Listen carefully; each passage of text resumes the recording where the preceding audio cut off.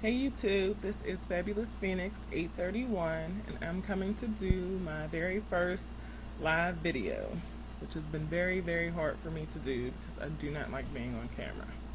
But I wanted to share my journey with my surgery with you guys, and so I'm going to suck it up and just do it.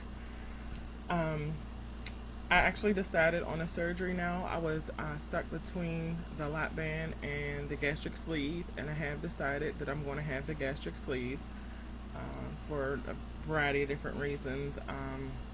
Mostly because there's like less risk involved with the sleeve, and the foreign thing in my body. I wasn't feeling that. The shots, I wasn't feeling that either. And I already have acid reflux, and the band, from what I've researched, can cause even more acid reflux, and I didn't want to experience that. And so I feel pretty good about my decision to have the sleeve, and from all the other videos that I've seen on YouTube, there's been, just as good a success rate with the sleeve as with the band, and so I just don't feel like it's for me. So first thing I wanted to share was the day that my journey started, which was May 18th, and that's when I had my consult with my PCP, which went really well. He was very supportive and said that he would do whatever it took for us to get to that surgery, and that he felt like I could be successful on it. And he's been my PCP since I was a child, and so he knows all about my ups and downs and all my weight struggles. I did have to be put on medication to control my high blood pressure, and so my blood pressure is good now that I'm on the medication, but it was a concern of his because of my weight. I went and met with my surgeon on June 8th, and it's Dr. Ide at McGee Hospital. McGee Hospital, and he is really nice. And I was at this particular hospital for another surgery I had to have, but I didn't see him. But I love the hospital and I love the staff. It's so organized and so timely and so clean. I really love the hospital, and he so far has been amazing. During my meeting with him, he answered all my questions. He even, gave me some information I wasn't asking about. He's actually the one that brought to my attention the sleeve, because I wasn't even aware of the sleeve. He brought that to my attention and gave me some, he suggested that I have that over the lap band.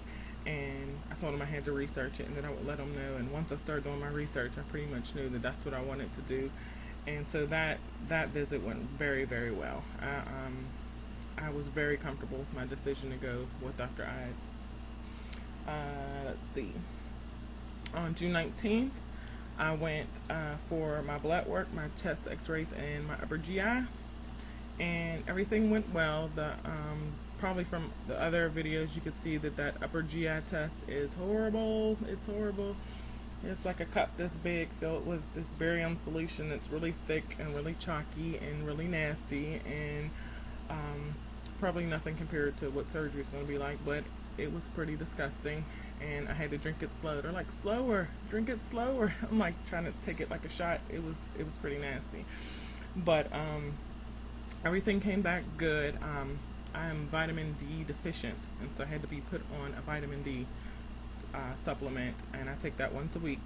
And my upper GI showed that I had acid reflux, and I'm on Prilosec for that. And so they said that those two were no big deal.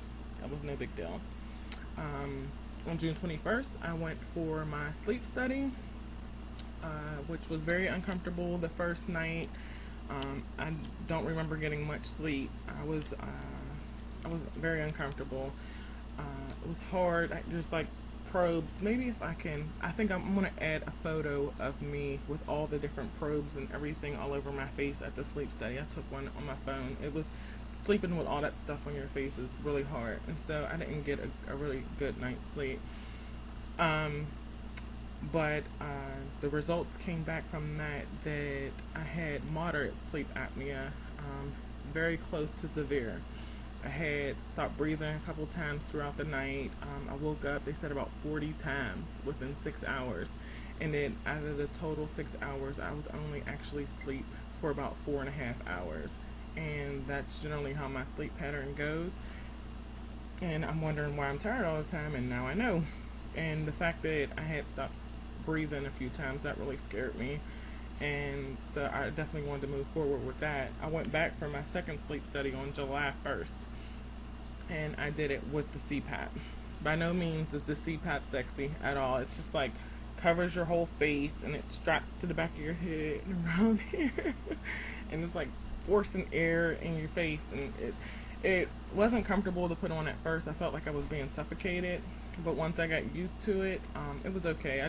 I'm a mouth breather, and so once I got acclimated to this air blowing in my face, it was okay, and I felt like that night's rest was a little bit better. I didn't feel like I was snoring or really uncomfortable. I felt like I stayed asleep most of the night. I haven't gotten the results back from that one yet. But they didn't even tell me what level I ended up being on at the end of the night. She said she couldn't tell me. The doctor had to tell me. And so I don't know what that is. But they did give me a picture of one of my dreams.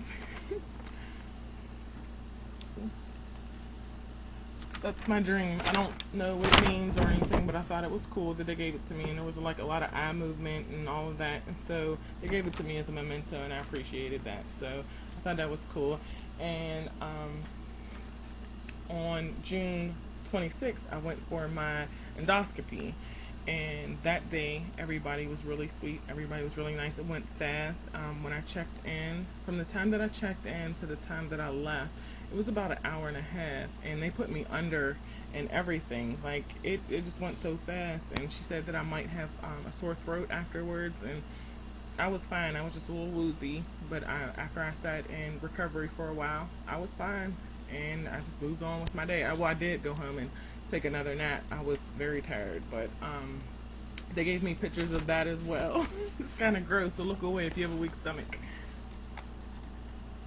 Yep, that's me. It's pretty nasty, but I thought it was cool that they gave me a picture of that too. So I have some pictures of my insides. On July 11th, I go for my EKG, and I'm hoping that everything goes fine with that.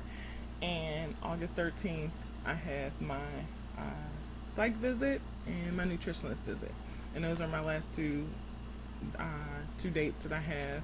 And then I'll be done with everything that they have as far as testing and everything that my insurance is requiring. But I still have to do 6 months of the supervised diet with my with the bariatric program. And this 18th will be my third visit, or my third month and my third visit. And so I still have an additional 3 months to go. So surgery should be like around September, October for me if I'm approved. And I'm kind of nervous about that. I'm starting off at 250 at 5'10", which for some people isn't very big. I'll give a body shot, not this time. Not ready for that yet. But I will give a body shot with my next video. And I'm just nervous that my body shot might seem like somebody's after surgery shot, because I'm not starting off, really big. 5'10" is fairly tall for a woman, and 250, it suits different people, people differently, and I just don't feel like it suits me very well. I don't feel healthy. I would definitely love to be a lot lighter. I've been a lot lighter. On my own, I've only gone down to about 200. I've never reached Wonderland by myself, and so I'm really excited about having this additional help. I've worked out. I'm no stranger to working out. There was a time where I lived in a gym. I love the gym. I love the people there. They're so supportive, and they're like, "Oh, you're back." My gym knows me by name. When I walk in, they know me by name, and so it's not that that I'm lazy, just like anybody else. It's not about me being lazy. It's just about receiving additional help, and I'm confident with saying that I need the additional help. I want to be successful, and I want to be successful long term. And so that's why I'm here, and that's why I'm doing this, and I'm okay with it. I have a few questions. Some of the things that I didn't see on the other videos that I have questions about, to see how people in real life have dealt with it, or smoking. I'm a smoker, and I have to stop smoking soon. It has to be 2 months before my surgery, so I have to stop smoking soon. And I wanted to know how people dealt with that. Like, before surgery and after surgery. I have stopped smoking before, a couple of times for like 6 months, and then I would pick it back up again. I would like to know, how you quit, different things that you tried to quit before surgery, and how you dealt with it after surgery. Also, buying clothes. And all of my excitement and everything, because it's the end of the season with summer. It's July 9th, 2012 today, and all the end of the season sales going on. So I bought, a bunch of stuff in smaller sizes. I'm being hopeful. And I want to know, does anybody else buy clothes before? Did you guys buy clothes before surgery, or did you wait until you actually lost the weight before you bought clothes? I haven't bought anything expensive. There was a couple of sales where things was $2 and $4, and I bought a bikini. I bought a bikini because I've seen 2 different videos where the women show their before pictures in the bikinis and like their transition with the bikinis, and they look great at the end. And so I bought a bikini for my own personal use. Those pictures will not be hitting YouTube until I get to my after. if I'm looking really, really, really fabulous Phoenix at the end, then I may post the before pictures. And if anybody has any other pictures that I could see, I would really like that. Just let me know that you have it, and I'll go to your page and subscribe and check out your video. If you have any questions for me, don't hesitate to ask. I will let you know. If you comment, I'll comment back. And if you want to join me on my journey, just subscribe. Alright, thanks. Talk to you later.